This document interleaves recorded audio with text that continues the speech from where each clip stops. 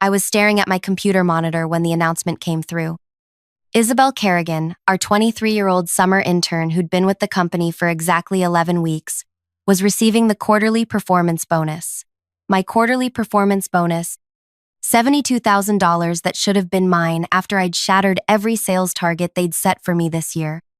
The conference room felt suffocating as Division Head Gregory Thurston explained how Isabel had shown exceptional promise and innovative thinking that deserved immediate recognition. I watched her sit there, hands folded, looking genuinely surprised but pleased. She had no idea what was happening.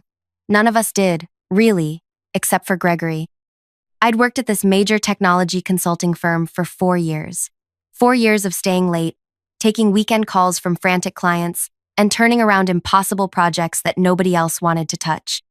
I'd brought in 6 new enterprise accounts this quarter alone, each worth more than Isabel made in a year.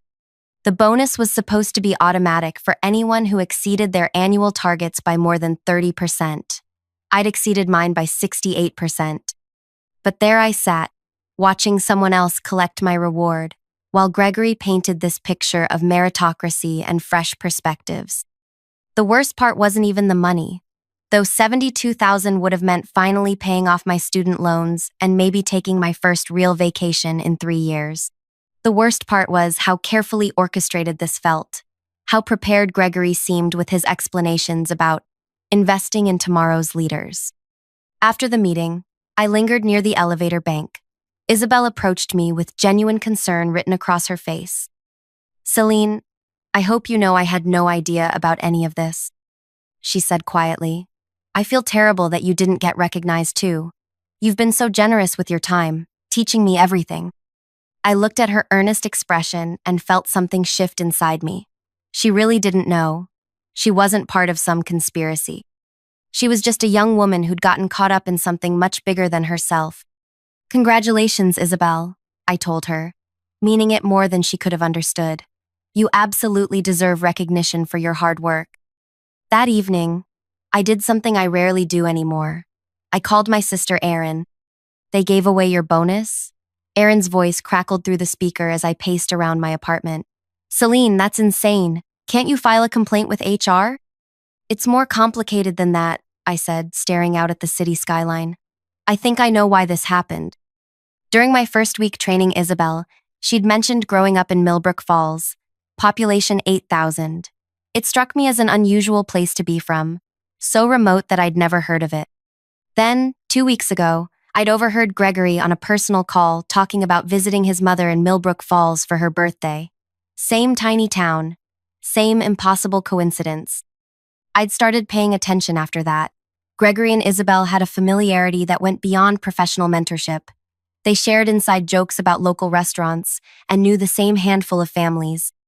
When I casually asked Isabel about her hometown connections, she mentioned that her family had known the Thurston family forever, Gregory's family. The bonus wasn't about performance metrics or innovation. It was about hometown loyalty wrapped up in corporate language. Before I dive deeper into what happened next, could you please take a few seconds to tell me in the comments where you're listening from? Because I want to know where my story is, reaching people who understand what it feels like to work so hard only to watch connections matter more than competence. And please like, subscribe, and hit the bell notification because this story gets so much more intense, and I promise you've never heard anything like what I did next. The thing about discovering favoritism is that it changes how you see everything. Every interaction, every decision, every casual conversation suddenly has layers you missed before. I spent the next few days watching Gregory and Isabel together, and the patterns became impossible to ignore. He gave her the easiest client accounts to manage. He praised her for suggestions that other team members had made weeks earlier. He shielded her from the demanding customers and complex technical challenges that the rest of us handled routinely. She was being set up to succeed in ways she couldn't even recognize. But here's what Gregory didn't anticipate. I'm not someone who explodes when I'm angry. I don't storm into HR offices or send company-wide emails exposing unfairness. I've learned that the most devastating responses often look like kindness from the outside. I started with Isabel herself. "I've been thinking about your development." I told her the following Monday, perching on the edge of her workspace. "You're clearly management material, and I think you could benefit from some advanced training." Her face lit up immediately. "Really? I'd love that, Selene.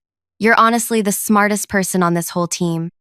Over the next week, I began what I called Isabel's accelerated learning program.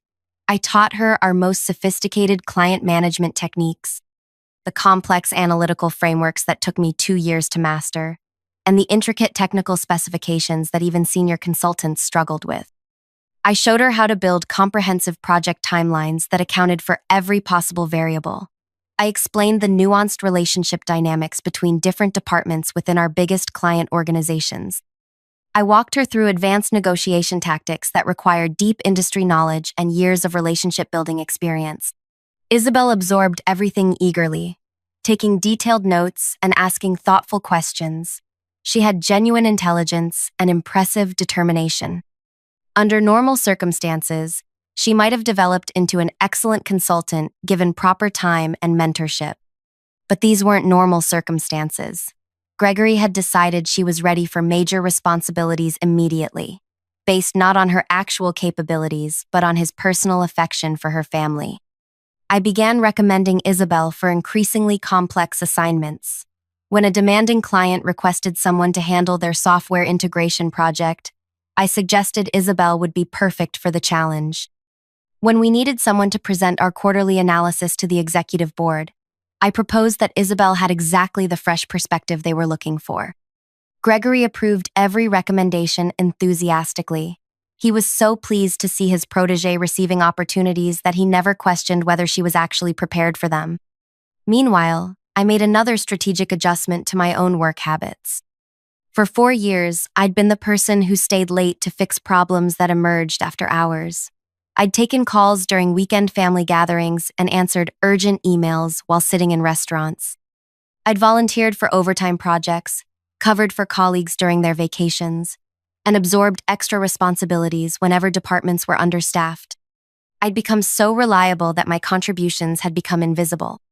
Management assumed I would always be available, always willing to handle whatever crisis emerged, always capable of pulling solutions out of nowhere when everything else failed. I decided to test that assumption. I started leaving the office at exactly 5:30. When weekend emergencies arose, I responded Monday morning with apologies about being unreachable. When colleagues asked me to cover additional projects, I politely explained that my current workload was already quite full. I wasn't being defiant or obviously uncooperative. I was simply establishing the boundaries that healthy employees are supposed to maintain. The boundaries that everyone else had always maintained while I carried the extra weight. The effects became apparent within days. Client calls that I usually handled went to voicemail. Technical problems that I normally resolved festered over weekends. Project timelines that depended on my weekend availability began slipping. The seamless operation that everyone had taken for granted started developing obvious cracks. At the same time, Isabel was discovering the gap between theoretical knowledge and practical application. The sophisticated techniques I'd taught her required institutional memory and relationship capital that she simply hadn't had time to develop. The complex projects she'd been assigned demanded judgment calls that only came from experience she didn't possess. Her presentations began showing strain. She could articulate the frameworks I'd taught her, but she struggled to adapt them when clients asked unexpected questions. She understood the analytical models conceptually, but she couldn't troubleshoot when the data didn't fit standard patterns. I watched this unfold with careful attention but no intervention. When Isabel approached me looking overwhelmed, I offered encouraging words and general support. When she asked for specific help with particular challenges, I reminded her that learning to solve difficult problems independently was an essential skill for senior consultants. "You're incredibly capable, Isabel," I told her sincerely.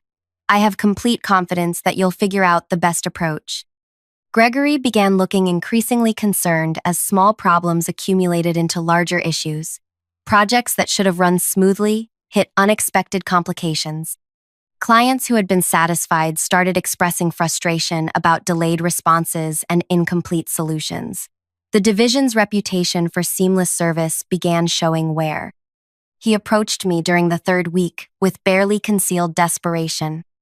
Selene, I know you've been maintaining better work-life balance lately, which is admirable, he said carefully.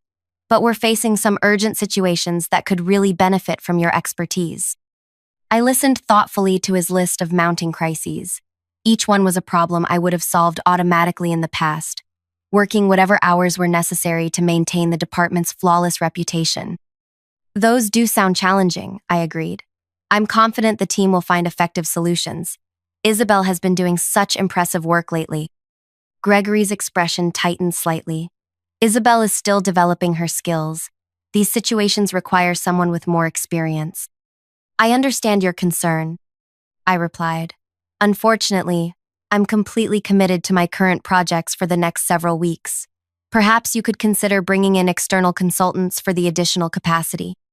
External consultants would cost the company roughly 3 times my salary for the same work. Gregory knew this as well as I did. That afternoon, I received a call that changed everything.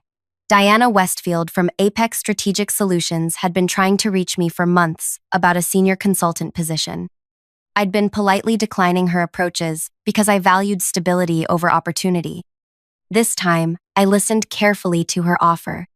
The base salary was 40% higher than my current compensation. The bonus structure was transparent and merit-based, with clear performance metrics. The company culture emphasized professional development and work-life balance. Most importantly, they specialized in exactly the type of complex technical consulting that I found most intellectually engaging. I'm very interested, I told Diana. How quickly could we move forward with this conversation? We could have you in for interviews this week, she replied immediately. I've been hoping to connect with you for so long that I'd be willing to expedite our entire process. I scheduled the interviews for Thursday and Friday, using personal days that I'd accumulated but never taken. The process exceeded my expectations completely. Apex Strategic Solutions had built exactly the kind of environment I'd always wished my current company could become. By Friday afternoon, they offered me a position that included a $20,000 signing bonus, 60% salary increase, and equity participation that could be worth significantly more than money over time. I asked for the weekend to consider their offer, knowing I'd already made my decision. Monday morning, I arrived at the office with a resignation letter in my bag and a sense of clarity I hadn't felt in months. Gregory intercepted me before I reached my desk. Selene, we need to talk, he said urgently. Several major clients have expressed concerns about service quality lately. I think we need to reassess some of our recent project assignments. He was finally ready to acknowledge that his golden intern wasn't prepared for the responsibilities he'd given her. But instead of admitting his mistake directly, he wanted me to quietly fix the problems without discussion or recognition. I looked at him standing there, desperate for me to rescue the situation he'd created through his favoritism, and I felt the final piece of my plan sliding into place. Gregory, I appreciate you bringing these concerns to my attention, I said calmly. I think this conversation is perfectly timed, actually. I reached into my bag and pulled out the envelope I'd been carrying all morning. I wanted to let you know that I'll be transitioning to a new opportunity. This is my formal resignation letter. My last day will be 2 weeks from today. The color drained from Gregory's face as he stared at the envelope like it contained a bomb. Selene, this timing is really difficult, he stammered. Can we discuss what it would take to retain you? I'm sure we can address any concerns you might have about compensation or advancement opportunities. I handed him the resignation letter with a genuine smile. I'm grateful for everything I've learned here, Gregory. This decision isn't about dissatisfaction. Sometimes, new challenges just align perfectly with your professional goals. He opened the letter immediately, scanning it with growing panic. You're giving exactly the minimum required notice during our busiest quarter, he said, looking up at me. Is there any flexibility on your start date with the new company? Unfortunately, no. They need someone to begin immediately on a time-sensitive project that matches my expertise perfectly. This was completely true. Apex Strategic Solutions had a major client implementation beginning in 3 weeks that required exactly my skill set. Diana had been thrilled when I'd accepted their offer with such a quick turnaround. Gregory was clearly calculating the impossibility of his situation. Training a replacement for my responsibilities would take months, assuming he could find someone with comparable experience willing to work at my current salary level. The ongoing client crises needed immediate attention from someone who understood both the technical requirements and the relationship dynamics involved.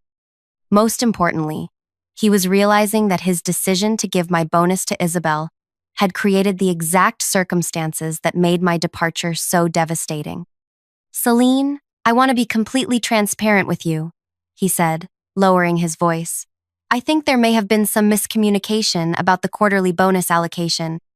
I'd like to revisit that decision and ensure you receive appropriate recognition for your contributions." I looked at him with genuine sympathy. "Gregory, I truly appreciate that gesture, but my decision isn't connected to the bonus situation. Isabel absolutely deserved that recognition, and I'm happy she received it." This was the moment I'd been waiting for. The moment when he would understand that his attempt to fix the money wouldn't repair the underlying problem. "Sometimes the best opportunities come from unexpected timing," I continued. "I'm actually grateful that everything worked out exactly as it did." Over the next 2 weeks, I watched the full scope of my departure's impact unfold, like a carefully orchestrated symphony. Isabel approached me on my third to last day, looking exhausted and overwhelmed. "Selene, I need to ask you something honestly," she said. "Did you know this would happen when you started teaching me those advanced techniques?" I considered her question carefully. Isabel had grown significantly over the past month, even as she'd struggled. The pressure had revealed her actual capabilities and limitations in ways that gentle development never could have. "I knew you were intelligent enough to handle complex challenges," I told her truthfully. "I also knew you'd need to discover your own approaches to solving difficult problems." She nodded slowly. "I think I understand now why you've been so successful here. It's not just about knowing the right techniques. It's about having the experience to know when and how to apply them." "Exactly. And now you're building that experience much faster than you would have otherwise." Isabel had indeed learned more in 4 weeks than she probably would have in 6 months of gradual development. The intensity had been overwhelming, but it had also shown her exactly what skills she needed to develop and how much work lay ahead of her. "I'm going to ask Gregory to adjust my responsibilities," she said. "I think I was promoted too quickly, and I want to make sure I'm actually ready before I take on anything this complex again." I felt genuine pride watching her take ownership of her development. She'd transformed from someone who didn't know what she didn't know into someone who could accurately assess her own capabilities. "That sounds like excellent judgment," I told her. Meanwhile, the operational impacts of my departure were becoming impossible to ignore. The client who'd been waiting for their software integration solution had threatened to terminate their contract unless they received immediate resolution. The executive board presentation that Isabel had been assigned was postponed twice because nobody else could compile the necessary analysis in time. Most significantly, 3 other senior consultants had approached Gregory, requesting salary discussions. My departure had prompted them to evaluate their own compensation and workload balance.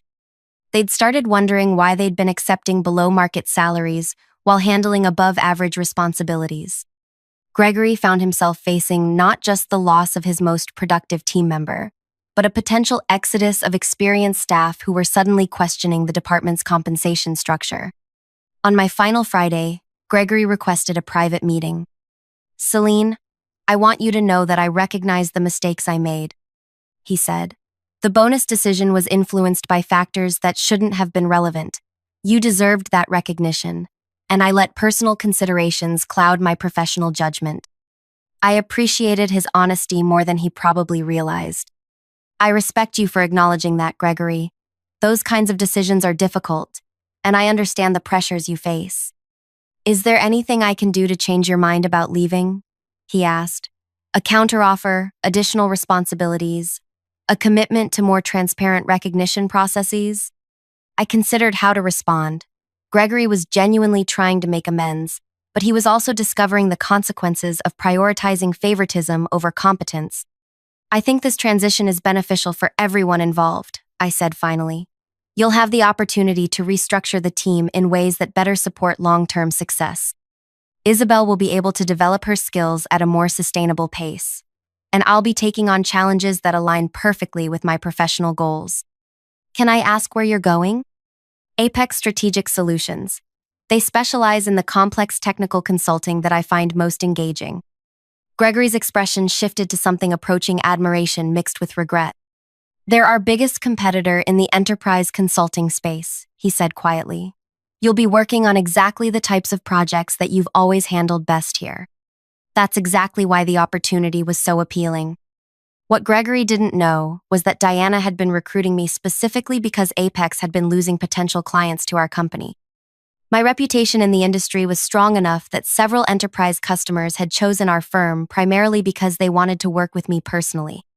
Now those relationships would be transitioning to Apex along with my departure, not through any deliberate client poaching, but through the natural movement that happens when trusted consultants change firms. The irony was perfect. Gregory's decision to give my bonus to someone else had prompted my departure, which would ultimately cost his company far more than $72,000 in lost revenue and competitive disadvantage. On my last day, Isabel organized a small farewell gathering. The entire team attended, including Gregory, who looked genuinely sad to see me leave. Selene has been the backbone of this department, he announced to the group. Her professionalism, expertise, and mentorship have contributed to every success we've achieved over the past 4 years. I looked around the room at colleagues who had become friends, at Isabel, who had grown so much in such a short time, and at Gregory, who was finally understanding the cost of his choices. Thank you all for making this such a meaningful experience, I said. I'm excited to see how everyone continues growing and achieving amazing things. 3 months later, I received a LinkedIn message from Isabel. She'd been promoted to a senior consultant position, but with appropriate preparation and support this time. She'd also been featured in the company newsletter for developing an innovative client training program. I wanted to thank you for pushing me to grow faster than I thought possible, she wrote. I know those weeks were overwhelming, but I learned more about myself and my capabilities than I would have in years of gradual development. I hope we can collaborate again someday. Gregory had reached out as well, asking if I'd be willing to provide consulting services for specific projects where our expertise might complement each other. His department had recovered from my departure, but they'd restructured their approach to talent development and compensation to prevent similar situations. As for me, Apex Strategic Solutions exceeded every expectation I'd had. The work was intellectually stimulating, the culture genuinely supported professional growth, and the compensation reflected the value I brought to complex client challenges. Most importantly, I'd learned something crucial about my own worth. For years, I'd been so focused on proving myself through extra effort and uncomplaining reliability that I'd become undervalued and taken for granted. The bonus situation had forced me to recognize that my contributions were significant enough to command respect and appropriate recognition. The revenge wasn't about destroying anyone or causing permanent damage. It was about stepping away from a situation where my value wasn't recognized and allowing natural consequences to demonstrate what that value actually was. Gregory learned that favoritism creates exactly the kind of instability that strong performers won't tolerate. Isabel learned to assess her own readiness before accepting responsibilities beyond her current capabilities. The department learned to structure compensation and recognition systems that actually reflected merit rather than personal relationships. I learned that sometimes the most powerful response to unfairness isn't fighting against it, but simply refusing to enable it anymore. The $72,000 bonus that started this whole situation turned out to be the cheapest lesson Gregory's department ever received about the cost of losing their most valuable contributors.